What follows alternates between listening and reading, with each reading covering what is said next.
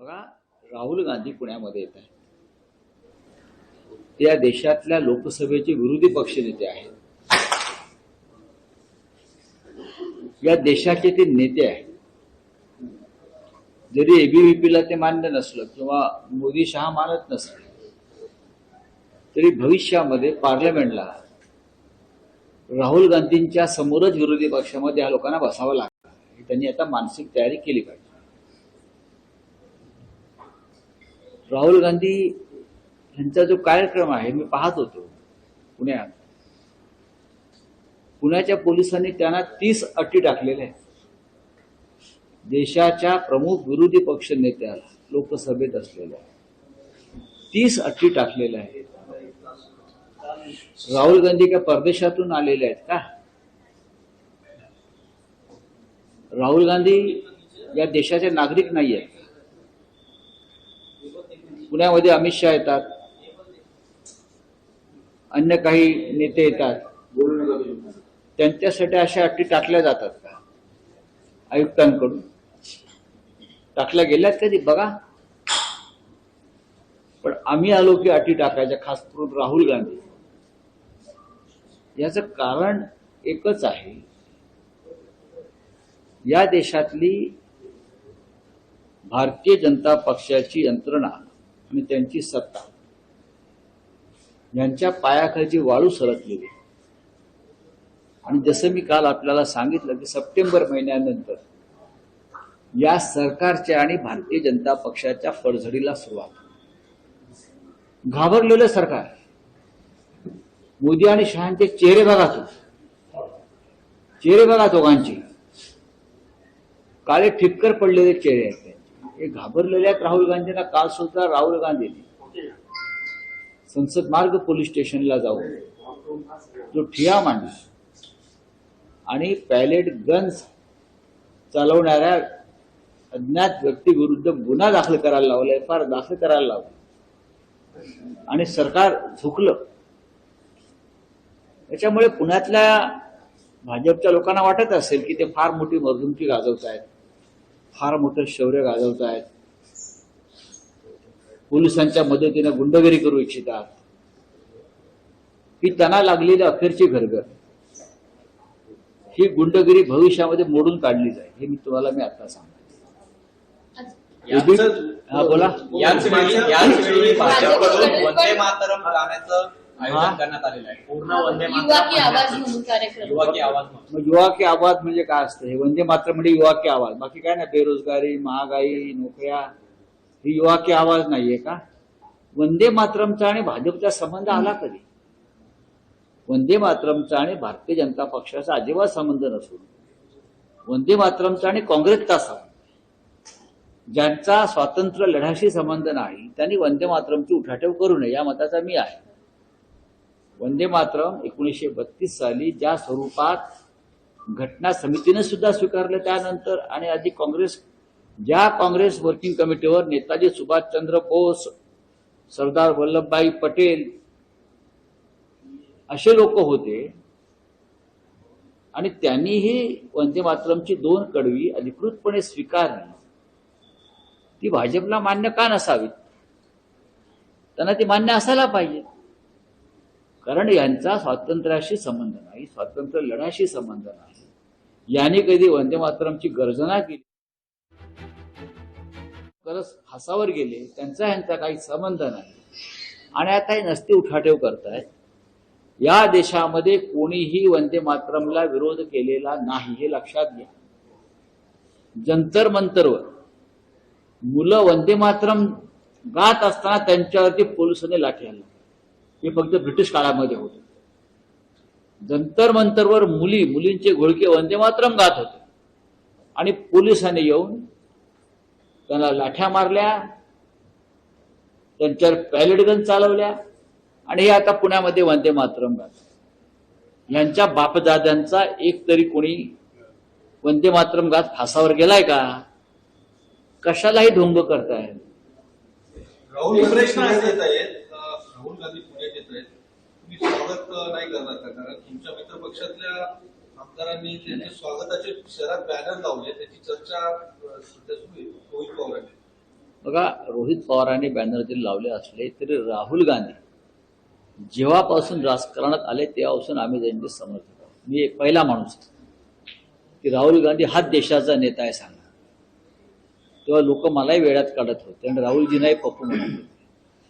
तेव्हा मी एकटा होतो माझ्या पक्षामध्ये आणि बाहेर राजकारणात की हाच देशाचा नेता आहे आणि हा देशाचं नेतृत्व करतो. होल्डिंग बिल्डिंग लावतात लावतात, जवळीकता वाढली असं असू द्या. रोहित पवारांची आणि हो, पण चांगली गोष्ट आहे ना, तर चुकीचं काय? ते काँग्रेसमध्ये जातील अशी चर्चा आहे. कोण नाही, रोहित पवार असं काही नाही. म्हणून त्यांची जवळीक वाढ. सर, राहुल गांधींच्या या सगळ्या कार्यक्रमांची जास्ती भाजपने घेतली का म्हणावं लागेल, कारण अहो, भाजप हा जो आहे हा डरपोक लोकांचा पक्ष आहे. सत्तेची कवच कुंडल आहेत म्हणून त्यांची थोडंसं ही दादागिरी दिसते. ज्या दिवशी सत्ता जाईल त्या दिवशी 90% भाजपा बिळात गेलेला असेल. वर्षभर बाहेर पडणार नाहीत ते घरात.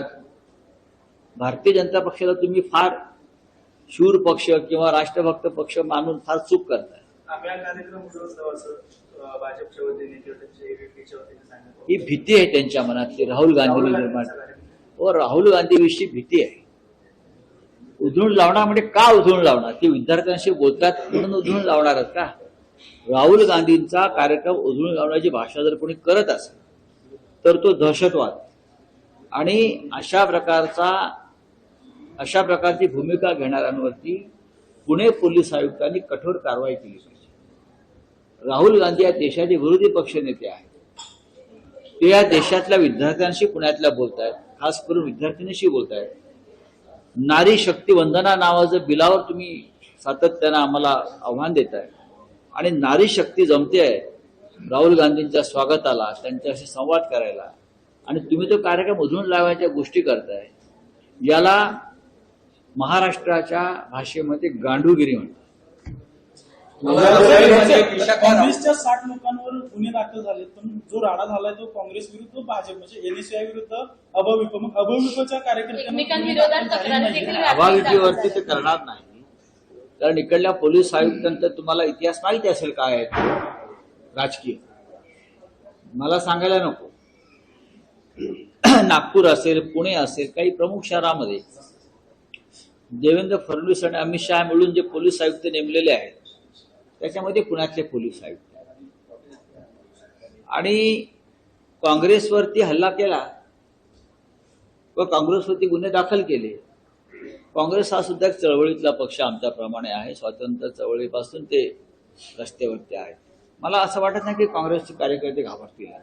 नवनाथ बोले यांनी आज आरोप केलाय की हे जे राहुल गांधींचा आता सगळा पुण्यात दौरा हे पेड मॉडेल आहे. सर एक प्रश्न आहे. मंचर डेअरी मध्ये जो बेसबीचा प्रकार झाला त्यामध्ये मला काय माहित नाही विषय. मला काय मंचर डेअरीचा मोठा विषय तर सर. विशाखा राऊत यांचं नगरसेवक पद रद्द झालेलं आहे. म्हणजे पुन्हा एकदा तुमच्या मुंबई अत्यंत चुकीच्या पद्धतीनं सूडबुद्धीने शिवसेनेच्या नगरसेवकांचं जात प्रमाणपत्र रद्द करून आमची संख्या कमी करण्याचा प्रयत्न सुरू आहे. विशाखा राऊत यांचं जात प्रमाणपत्र त्यांचं मूळ गाव पालघरमधून त्यांना तहसील कार्यालयाने दिली आहे. त्यांच्या समोर ज्या उमेदवार होत्या ज्यांनी ही तक्रार केली आहे त्यांचं प्रमाणपत्र कोकणातल्या वैभववाडीचं आहे. ते सुद्धा संशयास्पद आहे. शिंदे गटाचं साधारण 25 पेक्षा जास्त भाजपच्या नगरसेवकांचं जात प्रमाणपत्र संशयाच्या भोवऱ्यात आहे. त्यांचा एकही माणूस अद्याप डिस्क्वालिफाय झाला नाही, केला जात नाही. पण शिवसेना, काँग्रेस किंवा अन्य पक्ष विरोधातले आहेत त्यांचं केलं जातं. त्याचं तुम्हाला कारण स्पष्ट आहे. की वेगाने आजच्या कारवाई केली जाते. कार्यक्रमाला फक्त काँग्रेसच्या शिक्षण संस्थेतीलच विद्यार्थ्यांचा मला असं वाटत नाही. त्यांचं बघा, मोदींच्या कार्यक्रमाला कुठून लोक आणतात, अमित शहाच्या कार्यक्रमाला कुठून लोक आणतात. ही वेळ राहुल गांधींच्या कार्यक्रमावरती येत नाही. राहुल गांधी हा एक लोकप्रिय नेता आहे तरुणांमध्ये. मोदींच्या आणि अमित शहाच्या खुर्च्या रिकाम्या असतात हल्ली, आपण पाहिलं असेल. तेव्हा जे काम तुम्ही करता पैसे देऊन लोक आणणं किंवा अंगणवाडी सेविकांना आणणं किंवा सरकारी कर्मचाऱ्यांना जबरदस्तीनं आणणं, पैसे देऊन आणणं, याची गरज राहुलजींना लागत नाही. राष्ट्रवादी काँग्रेसवाडी सैनिक आहे आणि त्यांनी पोषण आहाराची जी आहे ती पोलखोल केली आणि त्यांना निलंबित करण्यात आलंय. व्हिडिओ काढून काल हा त्यांनी हा व्हिडिओ विषय केला हा आणि- विषय माझ्या कानावर आला, मी त्यात लक्ष घालणार. त्या ज्या सेविक आहेत त्यांना मी भेटणार आहे. कोण घाबरलाय? भाजप भाजप हा कायम घाबरलेलाच पक्ष आणि भेदरलेला पक्ष आहे. तुम्हाला माहित नसेल सांगतो. यांनी कधीही देशाच्या स्वातंत्र्यासाठी, देशाच्या रक्षणासाठी शौर्य गाजवलीची इतिहासामध्ये उदाहरणं नाहीत. परवा जे ऑपरेशन सिंदूर केलं त्यातही ते घाबरले आणि ट्रम्पने डोळे वटारल्यावर पळून गेले. ऑपरेशन सिंदूर थांबवलं. यांच्याकडून तुम्ही काय अपेक्षा करता भारतीय जनता पक्षाकडून? आता हा त्यांचा सत्तेतला शेवटचा काळ आहे. 2029च्या आधी सुद्धा यांची पडझड होऊ शकते. अशा प्रकारचं वातावरण देशात आणि जगात आहे. सर, ठाण्यामध्ये पालघरमध्ये जे शालेय पोषण आहार आहे तो निकृष्ट दर्जाचा असल्याचा अहवाल समोर आलेला आहे. शासन कारवाई काहीच होत नाही. आता तुकाराम मुंडे एफडी आयुक्त आहेत, पण ह्या अहवालात सुद्धा काहीच होत संशय नाही. व्यक्त केला जात आहे सर मुंडेंच्या एबीव्हीपीने त्यांच्या विरुद्ध आंदोलन केलं पाहिजे. जे ते गुंडगिरी करतायत पुण्यात, त्यांनी हे अशा प्रकारचे विषय घेऊन सुद्धा आंदोलन केलं पाहिजे. त्यांचं सरकार मुलांना विष खायला घालतंय, विष, बरं का? त्याच्या विरुद्ध का नाही आंदोलन करत? त्याच्या विरुद्ध आम्ही आंदोलनं करायची या मुलांसाठी, तरुणांसाठी, उत्तम शाळा निर्माण व्हाव्यात यासाठी. अभिजित दिप्पे आंदोलन करतायत. उद्या आदित्य ठाकरे हे मुंबईतली मैदानं वाचवावीत यासाठी तिरंगा यात्रा काढतायत. हे एबीव्हीपीला का सुचत नाही? मुंबईतली मैदानं देवेंद्र फडणवीस आणि मुंबई महानगरपालिका अमराठी बिल्डरांच्या घशात घालतायत शेकडो एकरची. मुलांना खेळायला मैदानं नाहीत मुंबईच्या, महाराष्ट्राच्या राजधानीत. उद्या तिरंगा यात्रा त्यासाठी काढली जाते आदित्यजींच्या नेतृत्वाखाली. या झेंडीला आकर्षित करण्यासाठी सगळेच राजकीय पक्ष सध्या एक एक आपलं आव्हान करतात, प्रोग्राम आखतात. मी मोहन भागवतांनी तो काय संवाद केला, नंतर आता राहुलजी हे करतात छात्रवृत्तीतून. बघा, या देशातला तरुण हाफ पॅन्ट घालायला तयार नाही, एवढंच मी सांगू शकतो. लोकशाही मराठी ऐका, पहा, जागरूक रहा.